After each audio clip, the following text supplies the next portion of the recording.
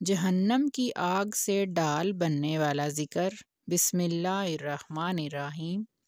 ہم سب کا ایمان ہے کہ جہنم برحق ہے، اور یہ بھی ہم جانتے ہیں کہ سب سے بڑا سخت عذاب اللہ تعالیٰ کی جہنم کا عذاب ہی ہے۔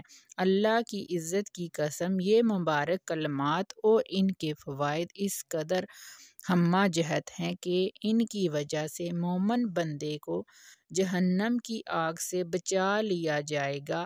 یہ کلمات جہنم کی آگ سے ایسے بچائیں گے جیسے ایک ڈال اور ذرہ مجاہد کو دشمن کے وار سے بچاتی ہے۔ امام ابو ہریرہ رضی اللہ عنہ بیان کرتے ہیں کہ رسول اللہ صلی اللہ علیہ وآلہ وسلم نے ارشاد فرمایا، اپنی زریں پہن لو۔